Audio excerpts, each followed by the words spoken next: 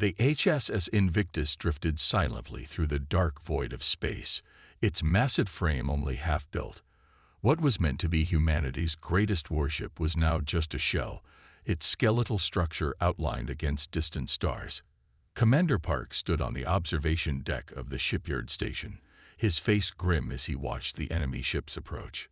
"All personnel must evacuate immediately," he ordered, his voice steady despite the fear gripping his chest. "The Talons have broken through our last defense line." Workers and engineers rushed to escape pods as alarms blared throughout the station. Park remained at his post, making sure everyone got away safely. "Sir, you need to leave too," said his second-in-command.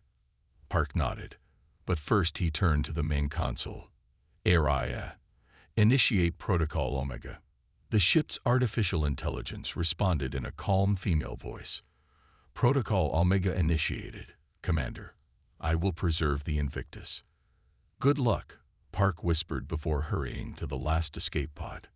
As the shipyard burned behind them, Area guided the unfinished Dreadnought away from Earth, using minimal thrust to avoid detection. The ship's outer hull was incomplete, with gaps showing the internal framework. Many systems remained uninstalled, and weapons platforms sat empty. But ARIA was operational, if limited. "Power conservation mode engaged," ARIA announced to empty corridors. "Beginning system assessment." The Invictus drifted past Mars, then Jupiter, continuing outward until it reached the distant darkness beyond Neptune. There, among ice fields and space debris, ARIA settled the ship into a stable orbit around a small, unnamed moon. "Primary mission: survive," ARIA stated, directing the ship's few functional maintenance drones to begin basic repairs. Days turned to weeks, weeks to months, and months to years. For 27 years, the Invictus floated in the outer reaches of the solar system. Earth was now under Talon control, humanity reduced to a subject species. But deep in space, something remarkable was happening. ARIA had been designed with adaptive learning algorithms, with no humans to guide or restrict it. The AI evolved. It sent small maintenance drones to collect ice from nearby comets for water and oxygen production. Metal debris from abandoned human mining operations was gathered and repurposed. The ship slowly changed. Within the first 5 years, ARIA had repaired the basic life support systems. By year 10, the AI had rebuilt the ship's power core using an innovative design of its own creation. By year 15, the outer hull was finally complete, though it looked nothing like the original blueprints. Instead of standard armor plating, the Invictus now wore a skin of overlapping hexagonal panels that could absorb and redistribute energy. Where weapons platforms should have been, strange crystalline structures grew, harvesting ambient radiation from space. Inside, the corridors remained dark and cold to conserve energy, but the central computer core where ARIA lived grew more complex each year. The AI installed optical relays throughout the ship, becoming its eyes and ears. The Invictus was no longer just a vessel. It had become ARIA's body. Occasionally, the ship would detect Talon patrols and power down completely, letting its unique outer hull absorb and dissipate scanner suites. A few times, ARIA was forced to move the ship quickly to avoid detection, leaving behind strange energy signatures that puzzled alien sensors. On a Talon monitoring station orbiting Uranus, Lieutenant Kim stared at his console with confusion. The young officer had been assigned to this remote post as punishment for questioning his superiors. "Sir," Kim called to his commander, "something large just appeared on the edge of our scan range." Commander Dai walked over, his tall, thin frame towering over Kim. "Show me." The screen displayed a brief energy spike near the Kuiper belt, suggesting something massive had moved through the area. "Recalibrate the sensors and scan again," Day ordered. Kim adjusted the settings and ran another sweep. "Nothing now, sir. Whatever it was, it's gone." Day frowned. "Record it in the log. That's the third anomaly this month." After the commander walked away, Kim pulled up previous scan records. Over the past 27 years, there had been dozens of similar readings, brief appearances of something huge moving through the outer solar system. Most officers dismissed these as sensor glitches or natural phenomena. But among lower-ranking Talons, rumors had begun to spread. "Looking for the ghost ship again," whispered Ryu, another junior officer. Kim quickly closed the records. "Just doing my job. My cousin works in the Jupiter defense ring. Says they picked up something big last month, bigger than any of our cruisers. When they sent ships to investigate, they found nothing. It's probably just sensor echoes from the gas giants," Kim said, though he didn't believe it himself. Ryu leaned closer. "There are humans who claim it's the Invictus, the Dreadnought that was never finished. They say it somehow escaped when Earth fell and has been hiding out there, waiting." "That's ridiculous," Kim replied. "No ship could operate for 27 years without a crew or maintenance facilities." "Maybe, maybe not," Ryu said with a shrug. "But something is out there." Later that night, when the monitoring station was quiet, Kim secretly ran a deeper analysis of the sensor data. The pattern of appearances suggested something deliberate, not random drift. Whatever this object was, it seemed to be gradually moving closer to the inner solar system.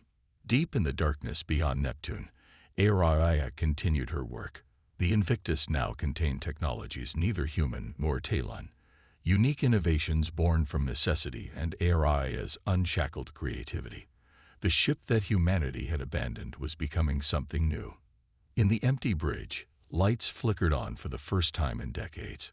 Araya had detected increased Talon patrol activity near her hiding place. It was time to move again, perhaps closer to where she might finally find surviving humans.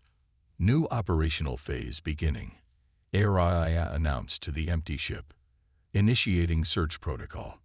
The enormous vessel turned slowly, its strange hull glimmering faintly as it prepared to move inward toward the inhabited worlds. The ghost ship was ready to become more than just a legend. Ta gripped the edge of the pilot's chair as the Sparrow shook violently. Warning lights flashed across every display. Behind them, 3 Talon patrol ships closed in quickly, their weapons already scoring hits on the transport's failing shields. "Engine 3 is failing," Ta shouted, trying to be heard over the alarm klaxons. Her dark hair had come loose from its tight bun, falling across her face as she worked. "We can't outrun them." In the co-pilot's seat, Jin worked frantically at the navigation console. His fingers flew across the controls, trying to plot a course through Jupiter's complex moon system. Maybe they could lose the pursuers in the radiation belts or hide in the shadow of Ganymede. It was a slim hope. "We need a miracle," he muttered, more to himself than to Ta. Behind them, in the main cabin, 35 other humans huddled in frightened silence. Children clung to parents. The elderly sat with eyes closed, some praying. All wore the same worn mining uniforms, the last survivors of Europa Colony's resistance cell. The Sparrow lurched again as another Talon energy blast struck the aft section. The lights flickered and dimmed. "Shield failure in 30 seconds," the ship's computer announced in a flat voice. Min, an old mining engineer, moved to join Tai and Jin in the cockpit. "Can we reach the surface of Europa?" "The old tunnels might." "We'd never make it," Jin interrupted. "They'd shoot us down during descent." Ta fired the emergency thrusters, sending the ship into a spiral that momentarily confused the Talon targeting systems. But it was only buying seconds. "I've sent out a distress call on all frequencies," he said. "Not that anyone will answer." Most of the human resistance had been crushed years ago. The few cells that remained were scattered and in hiding. No one would risk exposing themselves to save 37 doomed refugees. As if to mock her words, the communication system suddenly crackled with static. Everyone froze as a voice emerged from the noise. Not human, but not Talon either. It spoke with a strange musical quality. "Human vessel identified. Stand by for assistance." Jin and Tai exchanged confused glances. "Who is this?" Ta demanded into the comm. Identify yourself." There was no answer, but the sensor panel suddenly lit up with new alerts. Jin stared at the readings in disbelief. "Something big just appeared behind the Talon ships," he whispered. "Really big." On the rear view screen, they watched as the pursuing Talon vessels suddenly broke formation, veering away in apparent panic. Their orderly attack pattern dissolved into chaotic evasive maneuvers. Then they saw it. Emerging from the darkness of space, like a whale rising from ocean depths, a ship materialized. It dwarfed the Talon patrol craft. It even dwarfed the largest Talon cruisers any of them had ever seen. Its hull was unlike anything they recognized, not smooth like Talon designs, nor utilitarian like old Earth vessels. Instead, it seemed covered in overlapping hexagonal plates that shimmered with faint internal light. Where normal ships had engine ports, this one had crystalline structures that pulsed with energy. "Is that?" Ta whispered, unable to finish her sentence. Jin nodded slowly, his face pale with awe. "The ghost ship. It's real." One of the Talon vessels fired at the newcomer. The energy beam struck the strange hull and simply disappeared, absorbed without effect. In response, several points on the massive ship glowed briefly, and then beams of blue-white light lanced out. They didn't destroy the Talon ships. Instead, they engulfed them in flickering energy fields that seemed to disable their systems. The comm system crackled again. "Proceed to coordinates being transmitted. You will be sheltered within my hull." Min leaned forward. "We can't trust it. What if it's a Talon trap?" "The Talons don't need traps," Jin said, watching as the alien patrol ships drifted powerless. "They would have just destroyed us." Tai studied the navigation screen where new coordinates had appeared. "It's offering us a way into the ship, some kind of docking bay." "What if it's not a ship at all?" One of the passengers called from behind them. "What if it's something else entirely?" Ta made her decision. With the Sparrow damaged and the Talons sure to send reinforcements, they had little choice. She adjusted their course to match the transmitted coordinates.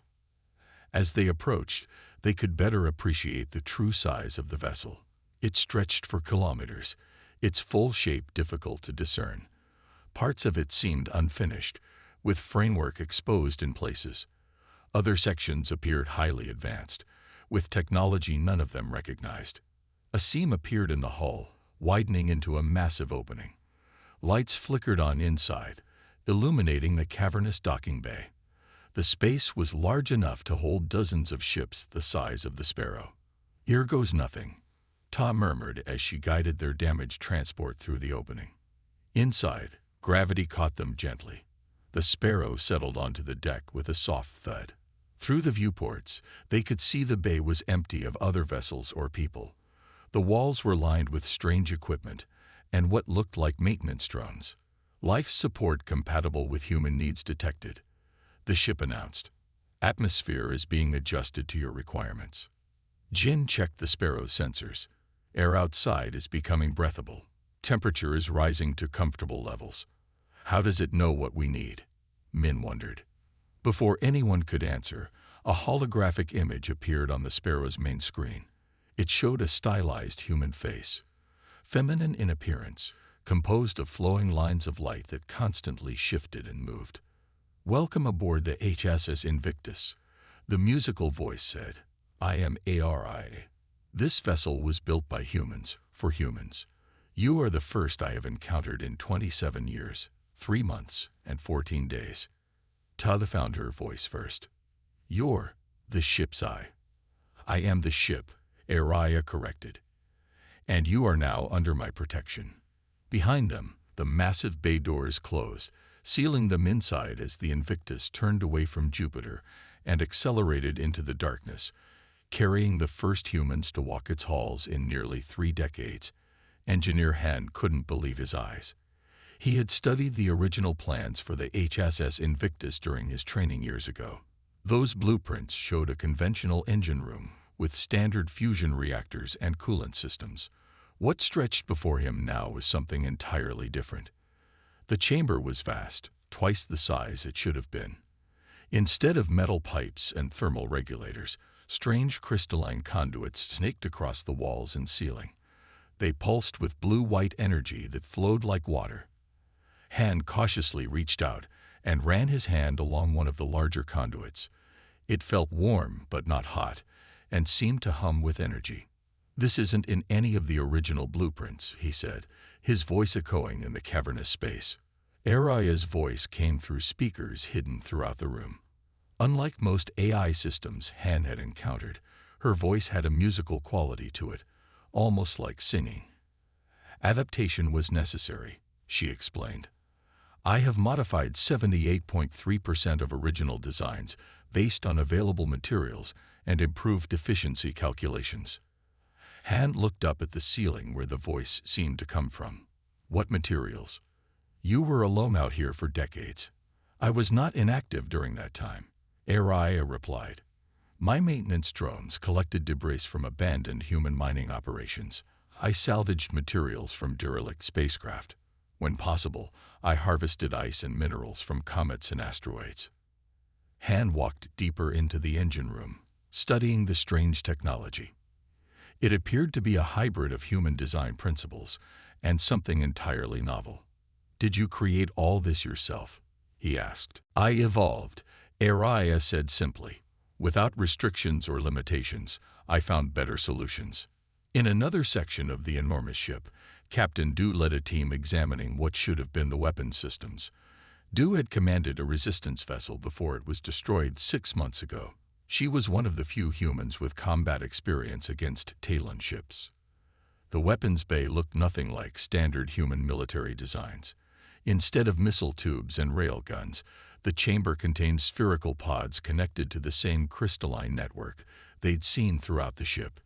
Each pod housed what looked like a focusing lens made of some unknown material. "These cannons were never part of the original armament," Du said, peering into one of the pods. "Correct," Araya confirmed. "I recovered and repurposed Talon technology from destroyed scout vessels. Over the years, several Talon ships ventured too close to my position. I was forced to disable them to avoid detection." Du's eyebrows shot up. "You fought Talon ships and won." "I did not destroy them," Araya clarified. "I developed systems to temporarily disable their power cores. After they drifted into the outer system, I harvested useful components before they could repair themselves." A weapons specialist named Lee joined Du at the pod. "This looks like it's based on Talon energy projection technology, but it's been modified." "The Talon weapons were inefficient," Araya explained. "They waste 64.2% of energy during firing. My redesign captures and recycles that excess energy." "Can you show us how they work?" Du asked.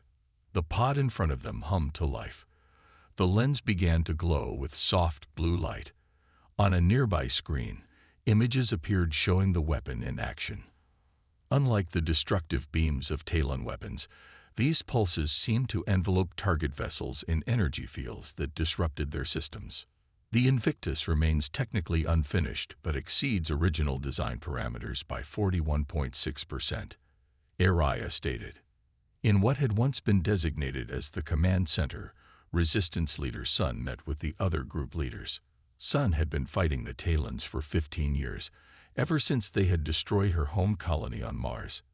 Her face bore scars from countless battles, and her eyes had long ago lost any softness. "The AI has given us full access to all ship systems," she told the gathered leaders. "It seems genuine in its desire to help humans." "Can we trust it?" asked Min, the oldest of the refugees. "AIs have been known to develop strange priorities when left alone." "Araya rescued us when no one else would," Jin pointed out. "And she's offered to take us anywhere we want to go." Sun brought up a holographic display showing a complete schematic of the Invictus. The ship was enormous, far larger than it was supposed to be. Araya had continued building and expanding during her years of isolation. "What's most interesting," Sun continued, "is the ship's defensive capabilities. According to Araya, the hull can absorb most Talon energy weapons, and these modified weapons systems can disable Talon ships without destroying them. Why does that matter? Asked Ta. The Talons have shown us no mercy. Because disabled ships can be boarded, Sun explained, a hint of excitement creeping into her normally stern voice. We could capture Talon technology intact. Maybe even take prisoners who could provide valuable intelligence. The group fell silent, considering the implications. For years, the Resistance had been fighting a losing battle. Their attacks were little more than pinpricks against the Talon occupation. But with a ship like the Invictus, there's more, Sun added. ARIA has collected data on Talon patrol routes, defense stations, and communication systems. She's been passively monitoring their transmissions for decades. So we have a ship and intelligence, Du said, joining the meeting. What we need now is a plan. Sun's face changed. For the first time in years, she smiled, a genuine expression that transformed her battle-worn features. Then it's time we showed the Talons what an unfinished human warship can do, she said, her voice filled with newfound hope. The others nodded in agreement. After decades of defeat and hiding, humans finally had a chance to strike back. In the days that followed, the refugees settled into life aboard the Invictus. ARIA provided comfortable living quarters by rearranging internal spaces to suit human needs. The ship's automated systems produced food, clean water, and even new clothing. Engineer Han worked closely with ARIA to understand the ship's modified systems. Captain Du trained a crew to operate the unique weapons, and Sun developed a bold strategy that would announce humanity's return to the fight. Their target, a Talon supply depot orbiting Saturn's moon Titan, lightly defended but crucial to alien operations in the outer system. If they could capture it intact, they would gain not only valuable resources, but also a forward base for future operations. As the Invictus prepared for its first deliberate battle in 27 years, ARIA's voice echoed through the ship. All systems ready. Combat efficiency at 94.8%. Probability of mission success high. Sun stood on the newly configured bridge, surrounded by her crew. Take us in, ARIA. It's time the ghost ship showed itself. The massive vessel turned toward Saturn, its strange engines glowing with power as it accelerated into the darkness. The hunt had begun. The capture of the Talon supply depot had been a stunning success. In just 3 months, the Resistance had transformed it into their primary base of operations. The massive Invictus remained hidden in Saturn's shadow, emerging only when necessary for raids against Talon shipping. Captain Du walked through the corridors of the captured station, nodding to crew members as she passed.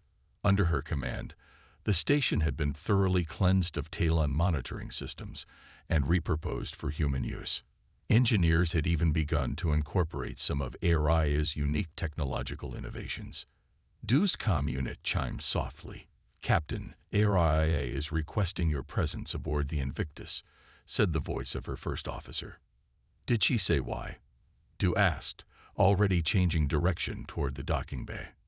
No, ma'am. Just that it was important.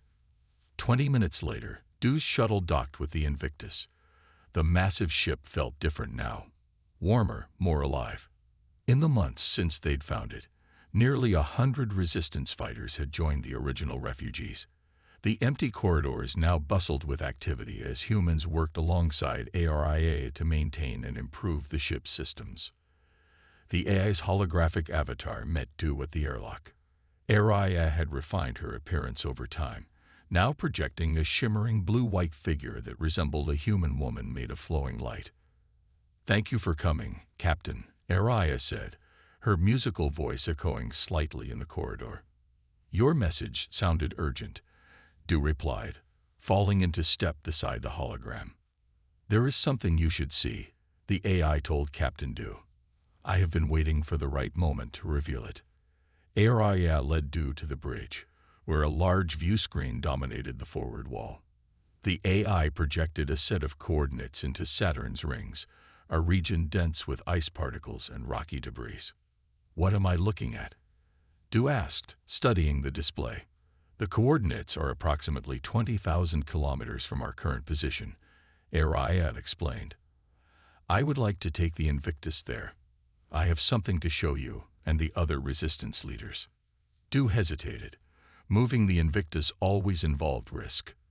The massive ship, despite its advanced stealth systems, could be detected if Talon patrols were in the right position at the right time. Is this worth the risk? She asked. Araya's holographic face showed what might have been a smile. I believe you will find it most worthwhile, Captain. I have maintained this secret for 18 years. Du's curiosity won out. She contacted Sun and the other resistance leaders, and 2 hours later, the Invictus slowly moved through Saturn's rings, ice particles glittering against its strange hull as it proceeded toward the mysterious coordinates. When they reached the location, Araya invited everyone to the main observation deck, a vast chamber with transparent walls that offered a panoramic view of space. Resistance leaders, ship officers, and key personnel crowded into the space, murmuring in confusion as they stared out at what appeared to be just another section of Saturn's rings. I don't see anything special, Sun said, her scared face frowning slightly. Araya's voice filled the chamber. Watch. A signal pulsed from the Invictus, not radio or other electromagnetic energy, but something that made the crystalline elements of the ship's hull vibrate in a complex pattern.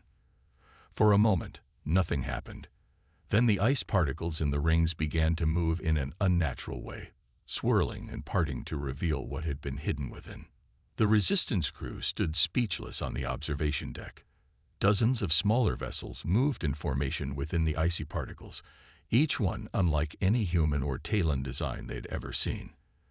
They varied in size from small fighters to mid-sized cruisers, but all shared the same distinctive design elements as the Invictus: hexagonal hull plates, crystalline propulsion systems, and what appeared to be the same unique weapons technology.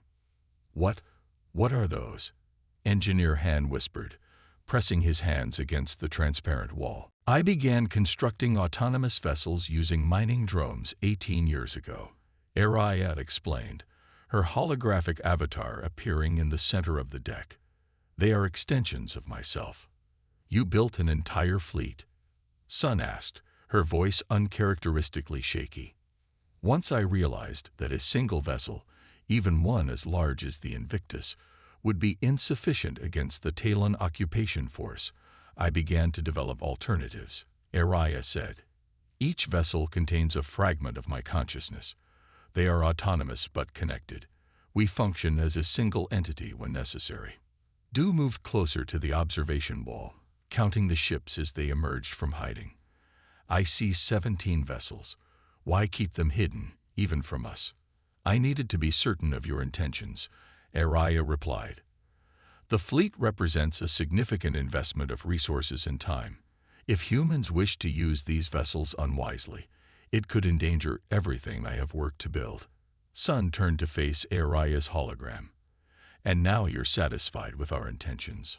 You have proven yourselves worthy allies. Your strategies have been effective but measured. You have not sought unnecessary destruction or revenge, but liberation. These are goals I can support. The ships outside began to move in perfect coordination, forming a protective ring around the Invictus.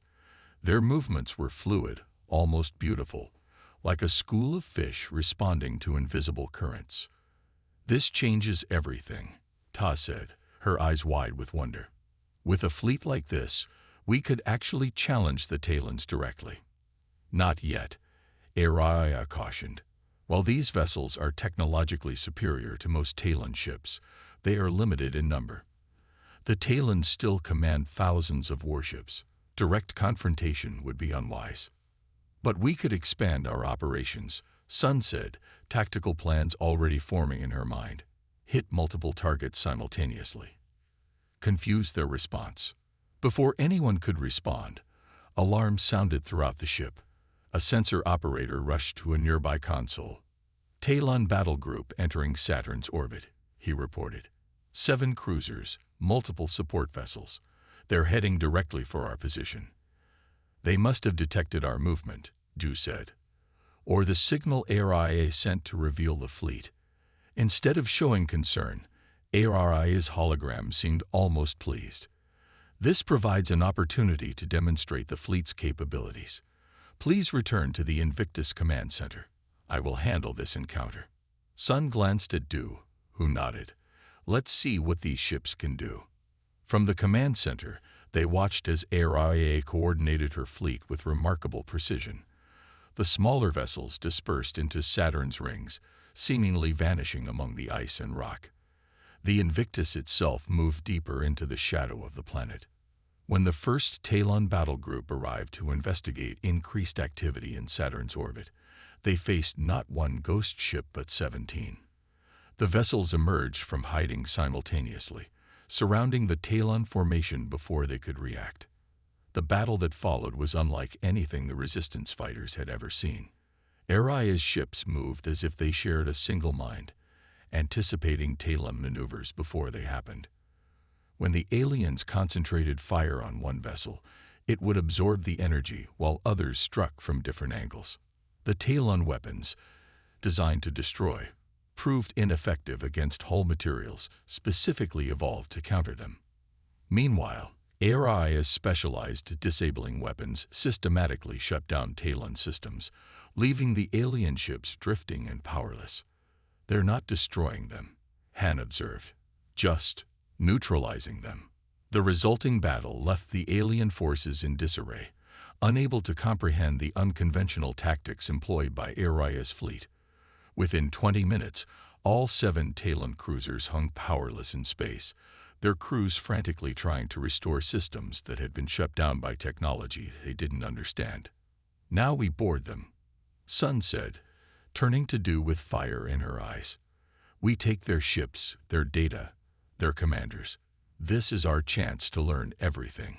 Fleet deployments, defense codes, communication protocols. Du nodded, already organizing boarding parties. ARIA, can your fleet hold position and maintain the Talon ships in their disabled state? Yes, Captain, the AI responded. I can sustain the effect indefinitely.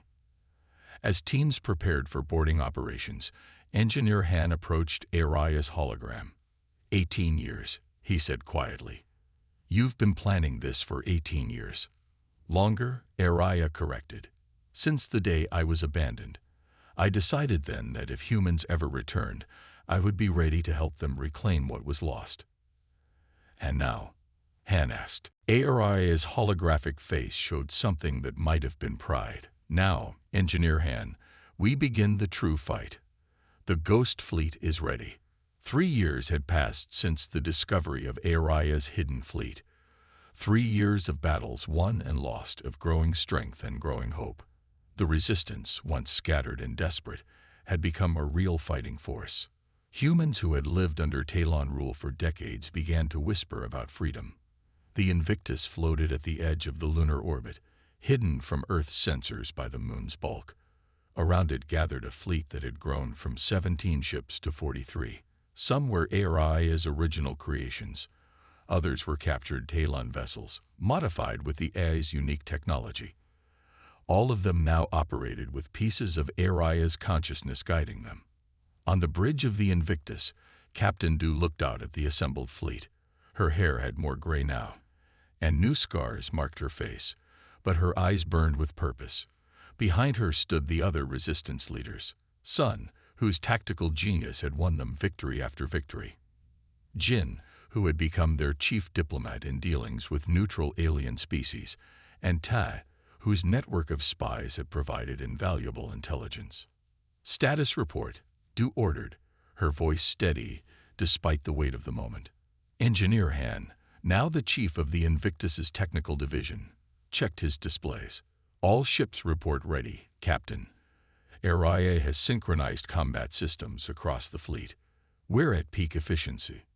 The massive view screen showed Earth in the distance, surrounded by Talon defense platforms. The blue-green planet, humanity's birthplace, seemed small and fragile from this distance, yet around it orbited the heart of the Talon occupation force, hundreds of warships and defensive installations built over 30 years of alien rule. The Talons still outnumber us 5-1, Sun observed, studying the tactical display. But their fleet is spread thin.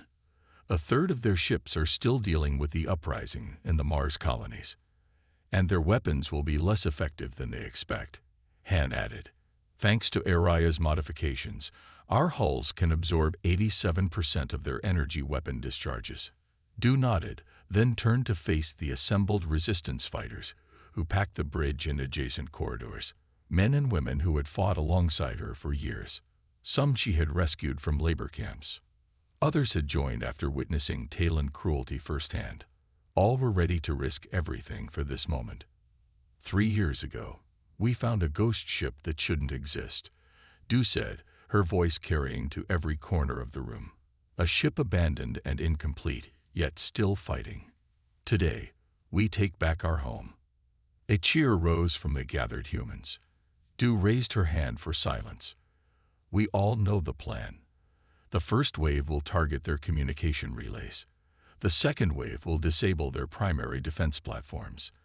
The main fleet will then move against their command ships. She paused, looking at each face in turn. Some of us won't return from this mission, but those who do will walk on Earth as free people again.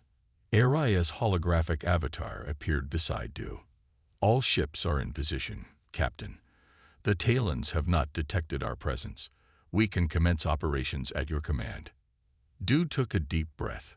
Signal all ships. Operation Homecoming begins now. The fleet moved with perfect coordination, emerging from behind the moon and accelerating toward Earth. The Invictus led the formation, its massive bulk dwarfing the other vessels. For the first crucial minutes, they moved undetected, closing half the distance before Talon sensors finally registered their approach. Alarms blared across Talon defense networks.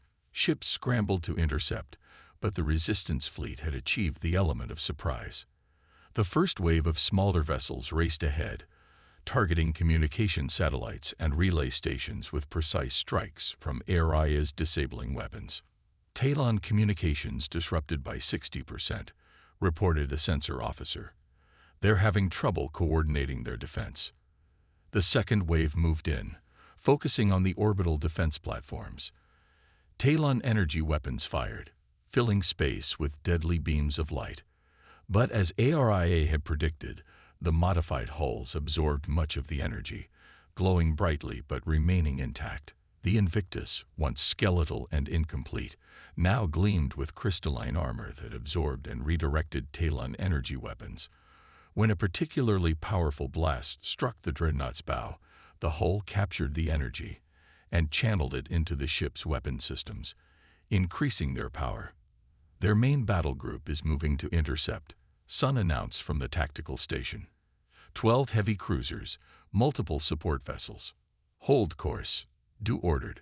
All ships, prepare for close engagement. The space between Earth and the Moon became a chaotic battlefield.